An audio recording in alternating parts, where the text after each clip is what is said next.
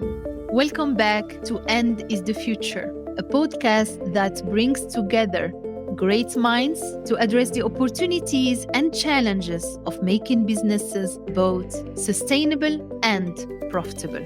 I am Ilham Kadri, and I'm delighted to be your host today. If you are as passionate about sustainable business as I am, let's explore how End is the Future together.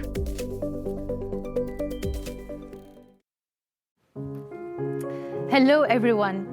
Today, I'm so thrilled to be recording this podcast here in Brussels with Nuno Maulide. Nuno is what we would call a Renaissance man. He's a professor and head of the Institute for Organic Chemistry at the University of Vienna. And he is an award-winning pianist. Nuno studied piano and chemistry in his hometown in Lisbon. And then he went on to earn his PhD at the University of Louvain here in Belgium. He has studied at universities in Louvain-la-Neuve, in Paris, if I remember well, it was Polytechnique, and Stanford University for his postdoc, and started his independent work as a group leader at Germany's Max Planck Institute for Carbon Research. And it's no surprise that he has received numerous prestigious awards in both chemistry and music throughout his career. I can't wait to hear what he has to say about the fundamental connections between science, chemistry, and music. Nuno, thank you so much for being here today. Thank you so much for inviting me. I'm so delighted. I'd like to begin by saying how appropriate it is that we are recording this podcast here at the Maison Ernest Solvay, which in fact was the home of our founder. And as you may know, Nuno, and I think we have the picture of Ernest just behind you, Ernest invited the greatest minds, scientific minds of his time, including Albert Einstein, Marie Curie, one of my role models, to his Solvay Physics and Chemistry conferences here in Brussels. One picture over there, it started in 1911, right? The first, conference called the Conference of the Brilliant Minds. Mm-hmm. And the second one just next to it, in 1927, is the most intelligent picture in the history of humanity. So many Nobel laureates. Absolutely. So many Nobel laureates. Single photo. Yeah, including one to come as part of this gathering. And it looks like they invented quantum physics and so many other sciences. But of course, Einstein was also an accomplished violinist. And the story is that he brought his violin, which he named Lina, with him everywhere he went and often performed in people's houses. So he might have been here. Exactly, Nuno. With the violin. Exactly, with the violin. And probably he brought it in Belgium, he brought it in Brussels, he brought it in this house, in this very room, because we know he dined in this room. But he was not the only musician who came to the conferences. I learned that Max Planck was also an accomplished pianist, yes. And we know he and Einstein often played together. And by the way, we are proud that at the 1911 Solvay conference, the very first discussion by international scientists on Planck's quantum theory was held.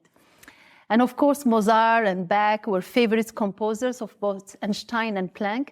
And many say that's because these composers have a very clear and solid form to their music that has parallels with what Einstein wanted to achieve in his theories, for instance. So I've heard, Nuno, you talk a bit before about how Bach could be considered the hidden scientist. Mm-hmm. Can you explain to our audience what you mean by that and why you think these brilliant scientists would have loved his music so much? So Bach, of course, is my favorite composer. I think he's a giant, the giant in the history of music. And I find him to be a hidden scientist because his music is incredibly structured when you look under the surface. But then when you listen to the final product, it's just very touching and very emotional. Yeah. And it's beautiful to notice how the structure is built, because he sometimes builds his music in layers. For example, one of my favorite pieces, Jesus bleibet meine Freude, is a construction, a beautiful structural construction made in layers. Yeah. The first layer was something that he needed to use because he had to compose all the religious music for the religious service in Leipzig. So you have to imagine every Sunday Bach had to write between 1 and 2 hours of music, new music, to be performed during the religious service.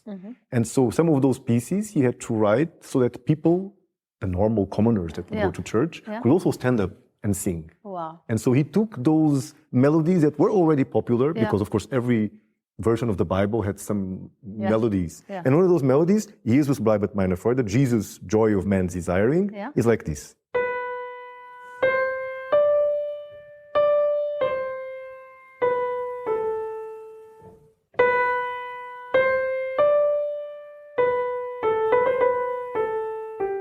We have to put ourselves in this mindset, 1700 something. Pretty much every second person in Germany could sing this by heart. Jesus bleibet meine Freude. And so he thought, I have to use this so that people can stand up and sing. And he would harmonize it, right? Wow. Quite beautiful.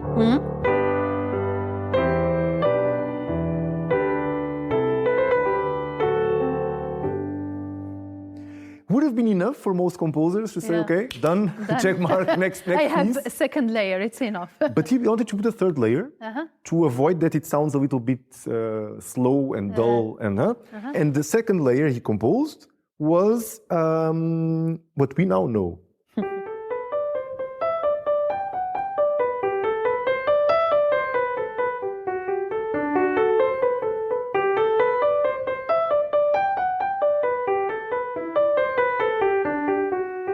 It's beautiful to think that this was just composed as a filling for a very big melody, and now it's the one that we have on our mobile phones. Absolutely. That's what we know. That's what everybody knows, right? And the other one that everybody knew now is almost unknown. And the two of them match beautifully.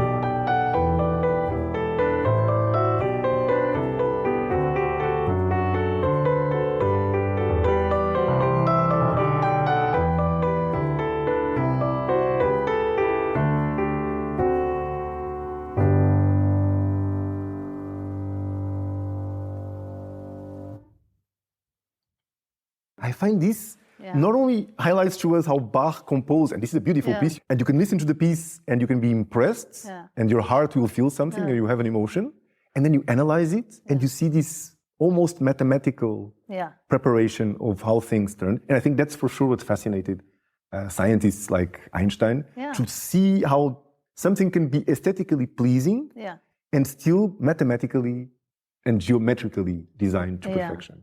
So this is where music and science get together, and that's fantastic. And thank you.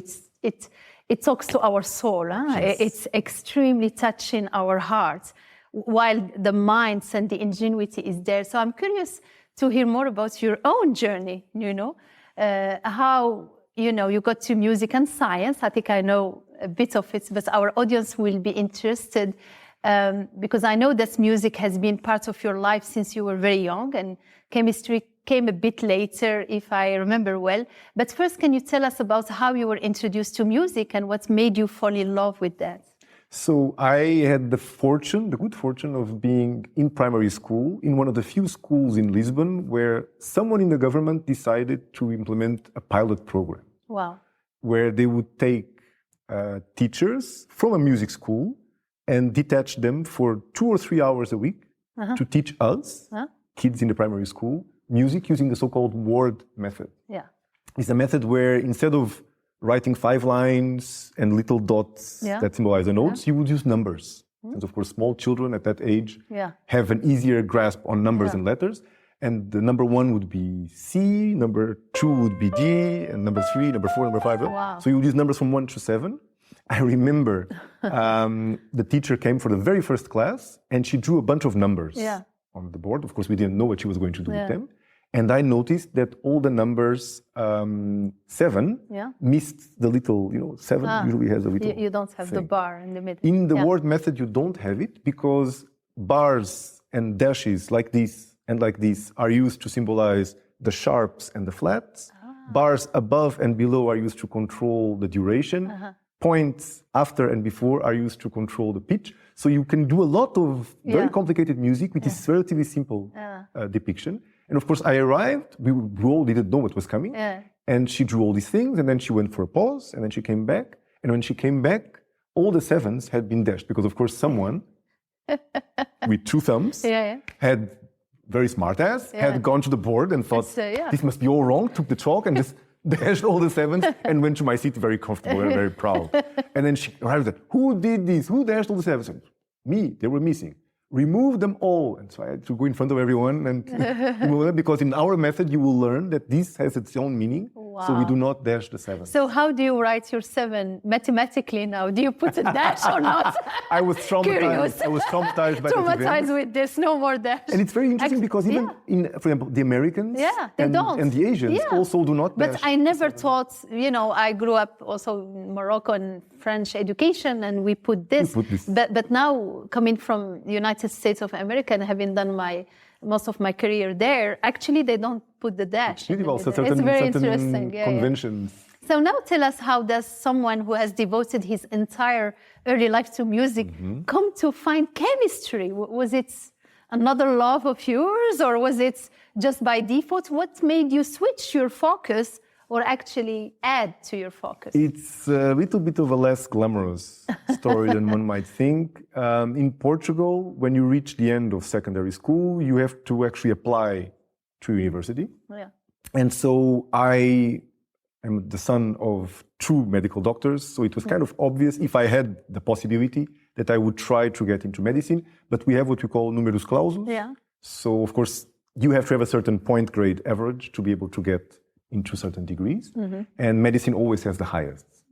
And so I had enough, if it had been the year before mine, so speculatively you would say I might get in again.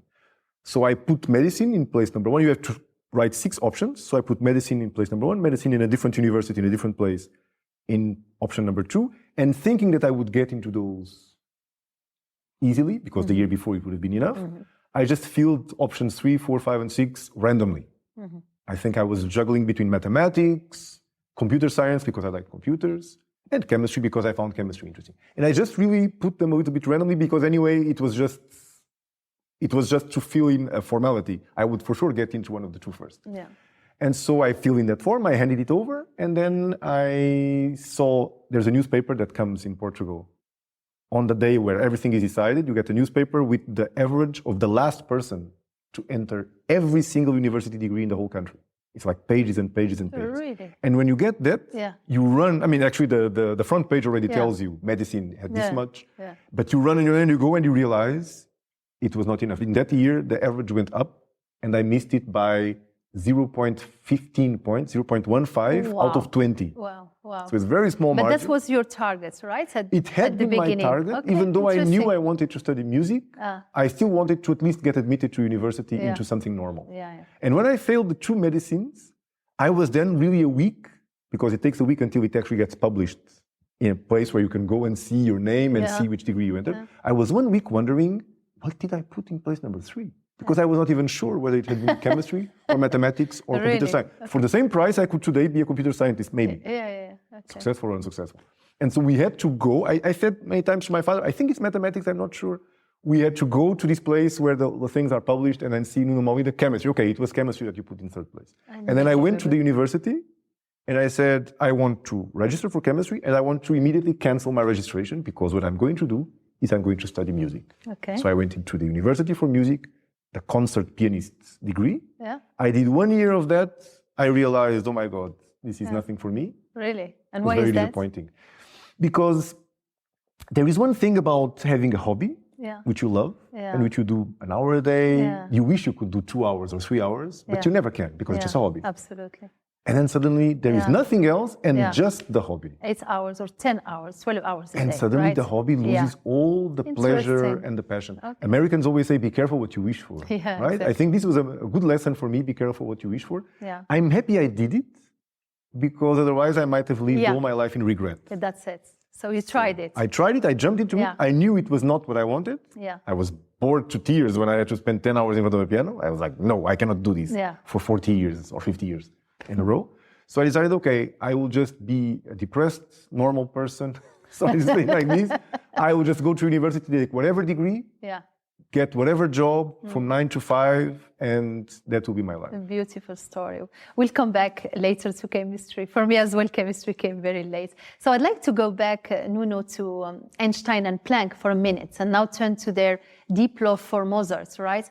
What are the parallels you see with science and Mozart's works that would have attracted these scientists?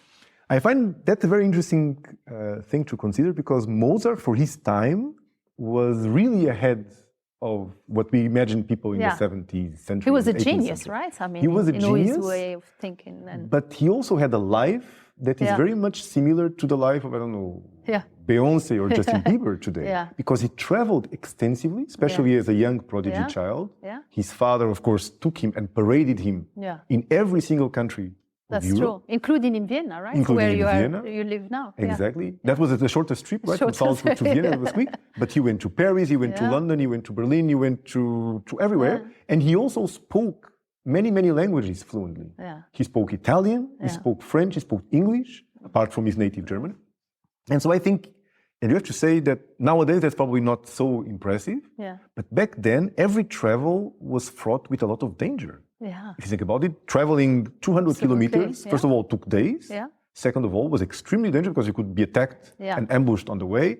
They were, the Mozarts were very often sick. And people would have then deadly diseases just because you are somewhere else, you contract a virus and then you die. Absolutely. And for example, Johann Sebastian Bach returned once from a trip to find out that his wife had died. So with all this danger, I think Mozart's life is really a miracle. With all these dangers of traveling all over Europe, going even across to the pond, across the pond to the UK, speaking all these languages, this was really a unique personality. And I think it made him a very cosmopolitan person. And you can see this in almost all of his music, which very much sounds like sonatas, like operas. It's you have very calm moments.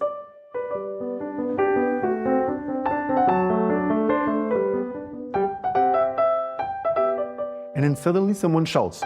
And then someone runs. And then you have something very suspicious. And then you have very romantic moments.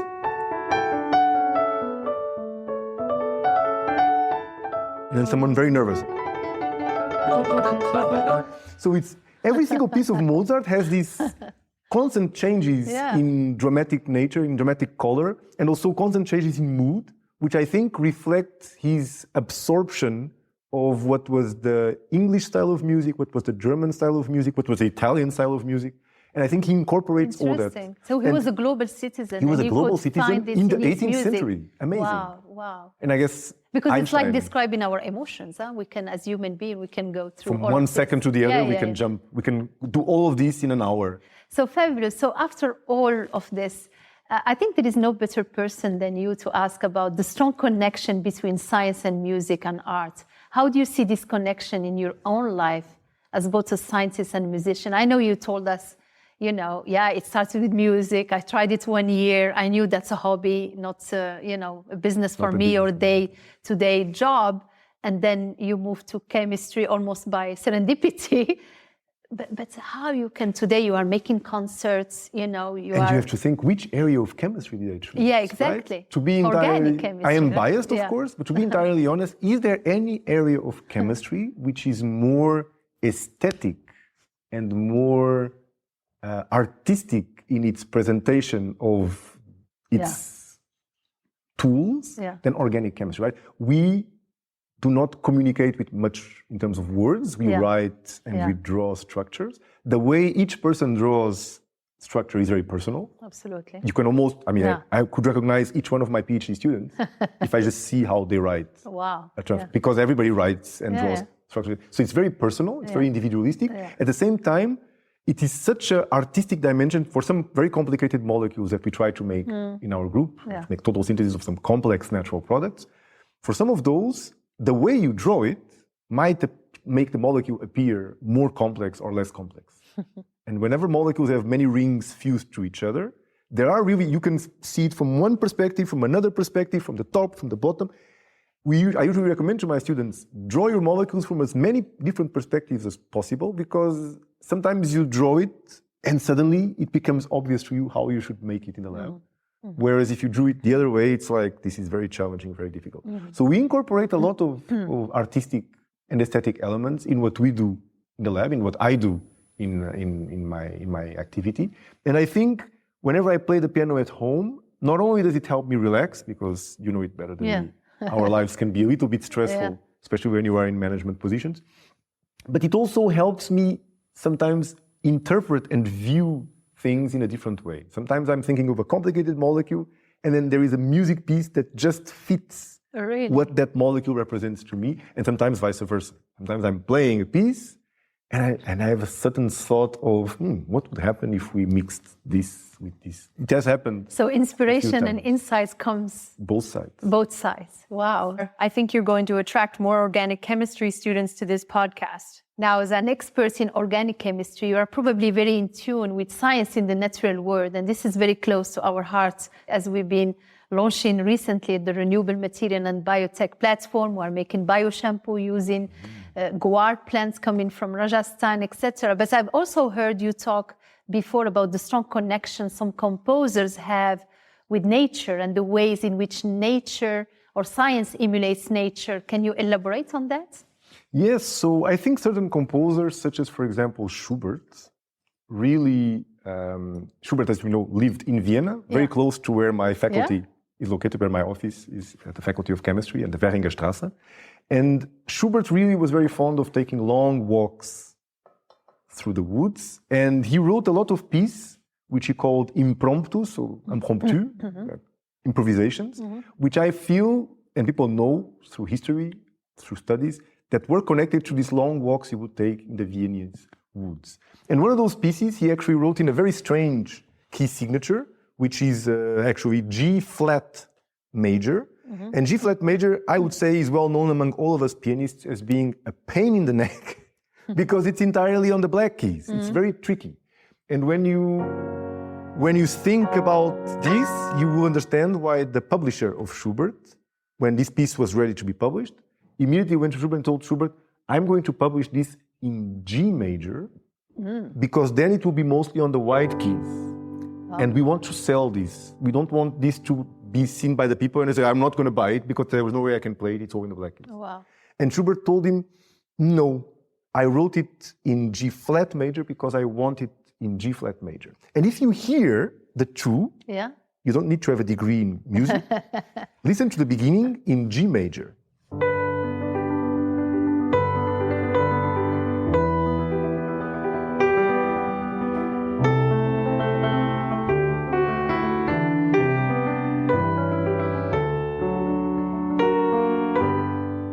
And I'm not going to change anything else. There is no trick here. There is no magic.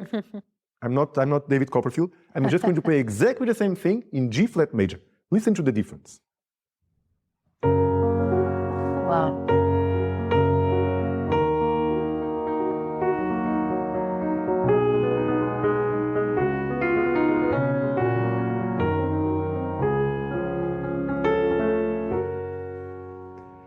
You don't need a degree to see that this is naturally very luminous. Yeah. It's very happy. And this just sounds intimistic, introvert. Yeah. And this is why Schubert wrote it in this key, because he told his editor, I'm sorry, you cannot publish this in G major. He did anyway. Yeah. But you cannot publish it in G major because it won't sound the same. Yeah. And I want a very intimistic atmosphere. When he wants shining lights, he does.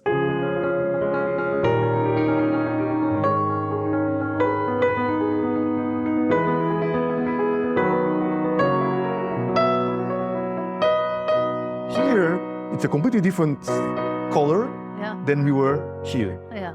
And so I find that this piece, for example, is a beautiful example of how science and nature come together, because of course, nowadays we can study, and there was a paper published in Science, which demonstrates that the vibration of each different note in the piano elicits a different pattern, no matter with which measuring object you do it. You could even just have a piece of metal, round, put some sand on it, and as you play different notes, the vibration will lead the grains of sand to spontaneously organize in completely different patterns, depending on whether you play this, or this, or this, or this. Wow. And that is science telling us, what you hear as a difference has a scientific basis. Absolutely. Would you like me to play the whole piece for you? Yeah, please. Then let's go.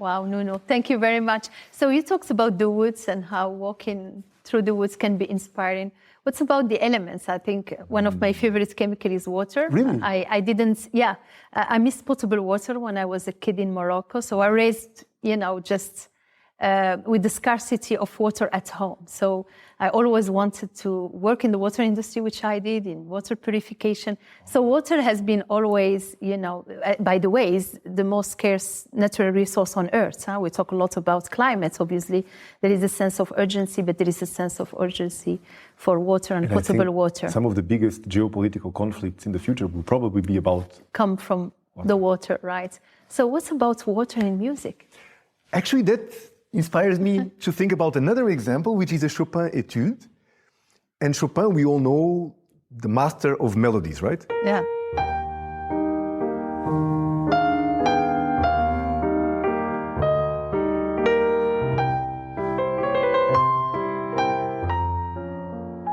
All his pieces have a very clear defined melody and a very clear defining accompanying part.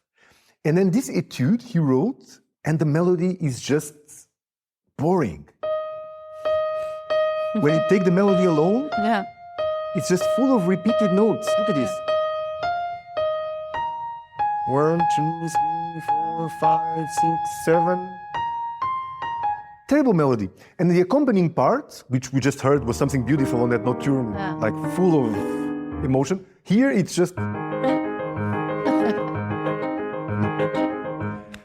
And then you put everything together with a little bit of these pedals down here, which help to muddle things a little bit. And it suddenly sounds as if water was coming out of the piano. So I would like to inspire your inner child that had no potable water to listen to this and imagine that this piano suddenly becomes a fountain from which water springs. Let's try. And all of you at home, try the same thing.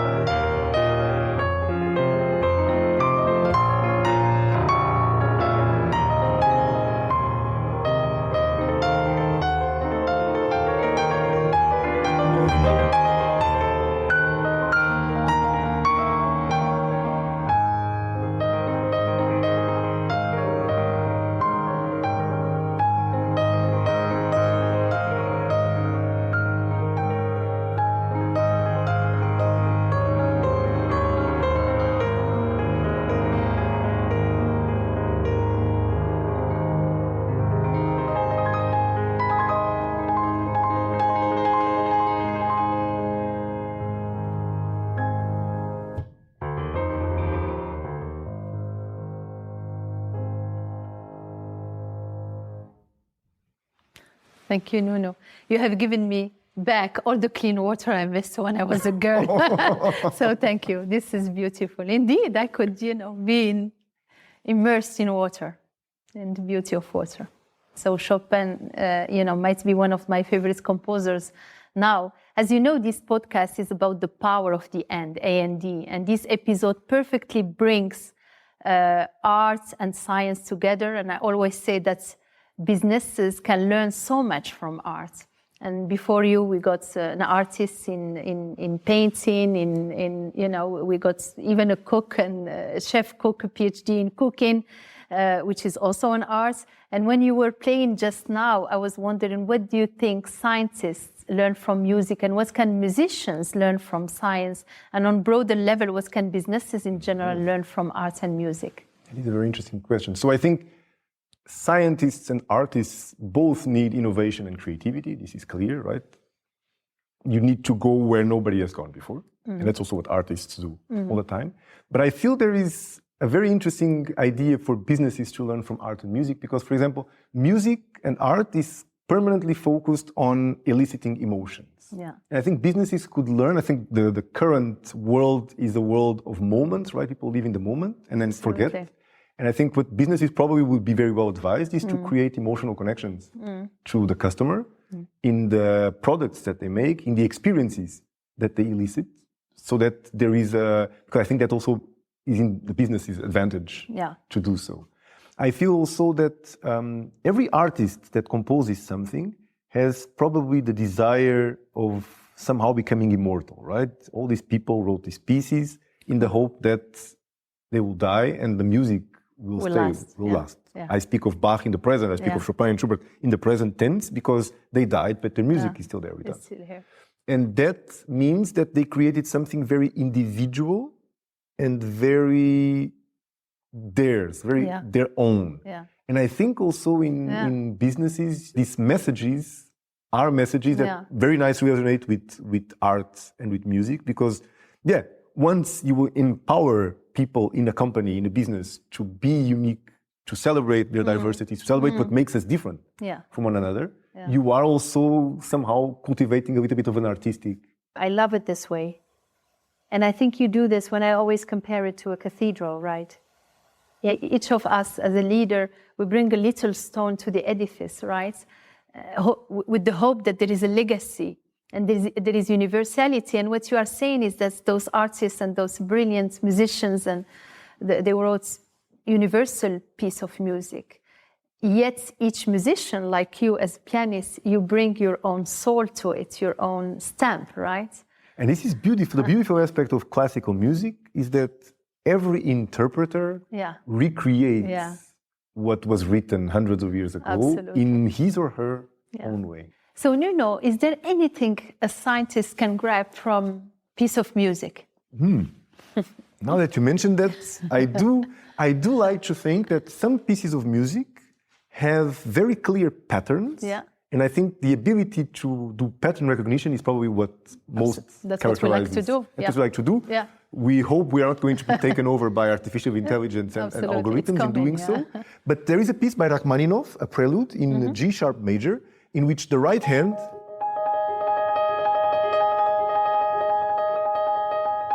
keeps playing this pattern, and this pattern appears over and over and over and gets superposed or underposed by a beautiful, very, very long and almost haunting melody. And I feel there is a lot of pattern recognition that we scientists could take from this prelude. Let me play it for you, and let's see how many patterns you can recognize.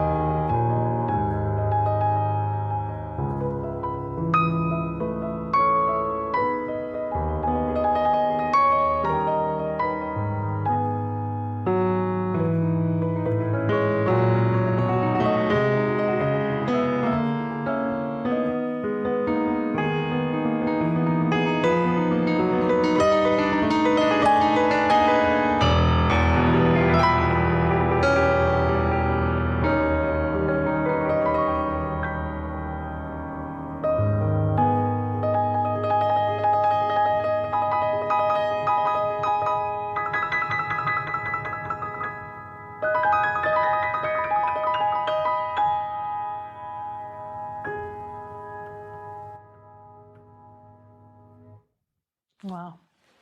So how many patterns? I stop counting after 4, 5, whatever. How many? There were quite a few. Yeah, a lot, yeah.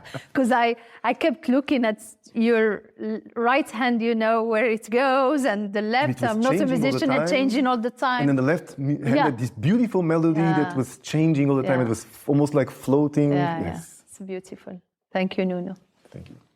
So that's about, you know, the music sheer emotional power, which is actually often seen as the opposite of the rational and the scientific. Is that true, Nuno? Is that, you know, position being emotional and rational? So I would say there is a lot of emotionality. A lot of emotionality in science. Yes, we have all seen many examples of that. I feel, after all, science is made by humans. Absolutely. And we are not robots, we are not machines. Yeah. We do cultivate this sheer fountain of emotions, which we are. And nowhere does that appear to me more than in a piece by Debussy, Clair de Lune, which is a pure, what the Americans would call a tearjerker, because it's a piece designed to make all of us cry. Yeah. And to take us and to transport us in a trip where you see a painting that is being painted with broad strokes. Yeah. And the broad strokes are these notes that just fly and float, right? Yeah. This just stays there. Even though I lifted my hands from the piano, the sound is still going and it's still changing, and the notes are going into your homes, into your hearts. And these are the broad strokes that he uses to paint a painting of a dark night with a beautiful moon, which is probably as powerful as the lights we have here on studio, because it illuminates everything. Yeah.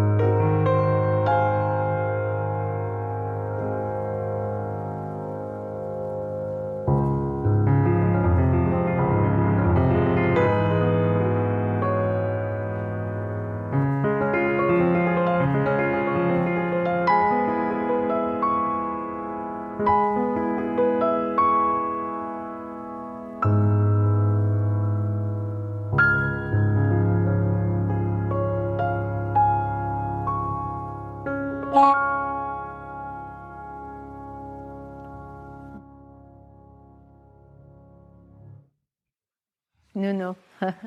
I can't think of a more beautiful note to finish this brilliant and musical discussion, although I don't want it to end, right? I can stay here and I'm going to fly and just get into one of your concerts. Thank you so much, Nuno. You have, frankly, you are gifted. You have an immense talent. You are not only a brilliant musician, but an accomplished science and the perfect example of the power of the end. And thank you so much for this moving performance. I think it's going to inspire our employees around the world, their families, but also our podcasters to showcase again that the end is the future. And it's okay to be a musician and a scientist. And the bonds, the human bonds, can be an organic chemistry, but can also come from beautiful music. Thank you for your insight, for sharing your talents with us. And yeah, again, this home is shining today. I think the soul of our founder and his wife, Adele, are probably somewhere there saying you did a good job in bringing this talented musician in our house. Thank you, Nuno. Thank you very much. Thank you.